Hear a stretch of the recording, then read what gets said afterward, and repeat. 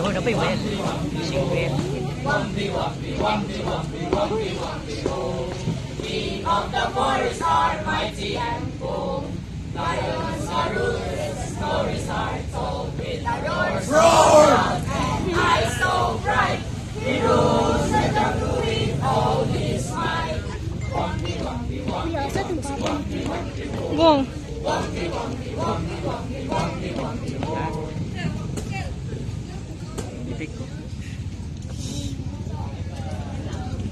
Once there was a big lion who lived in the forest. All the other animals were afraid of him. Every day, the lion went to the forest to hunt food. The animals tried to hide from him, but the lion always found one and killed him. The forest was not a safe place. At last, the wolf thought of calling all animals to a meeting. It's good that everyone is present. We are here because we have a big problem. Our lives are in danger. Oh, danger, danger! What can we do to save ourselves from the lion? It's one of us every day. Soon, all of us will die.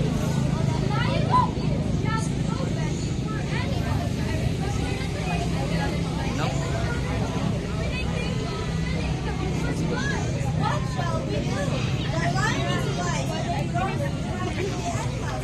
It cries and hides its faces.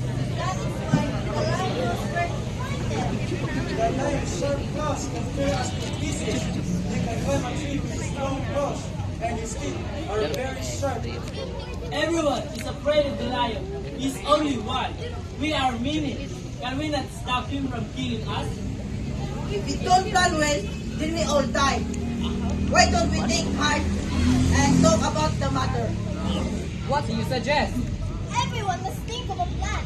Then we shall decide what the best is. We agree! Let's think of a good plan! The animals thought and thought. Many gave suggestions. Finally, they chose the rabbit's plan as they thought it was the best. That night, the animals went to see the lion. As they came near the tree, they heard him roar. Roar! Some wanted to run back, but when they saw how brave the rabbit was, they went on. What do you want, King Lion? We have come to tell you something that will help you. What is it? We know you are the king of the forest, but you must stop eating the animals. You have killed many. Those who have not killed are afraid to stay in the forest. Soon, there will be no animals left. What shall I eat? I must have something to eat. We will take care of that.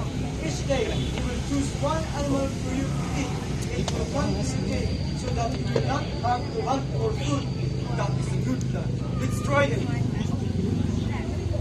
The animals carried out their promise to the lion. Each day, they sent one little animal to the lion's cave. Each night, one of them was missing from the forest. One day, the rabbit was choosing to be the lion's king. He started with the lion's cave early in the morning, but he thought he might have run out all the fun before he was eaten. So he played along the way. It was very late when at last he hopped to the door of the lion's cave. The lion was very hungry. Roar! Why not forget we're waiting for so long?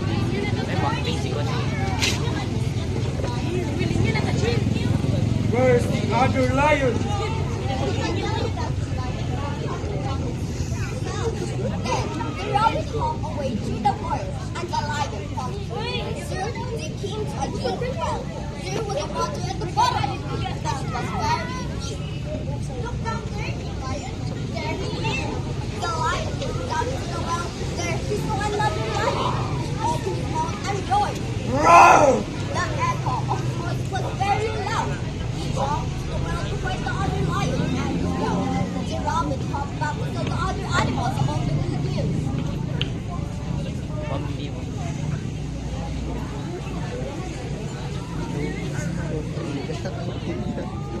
After that, the animals lived in peace in the forest.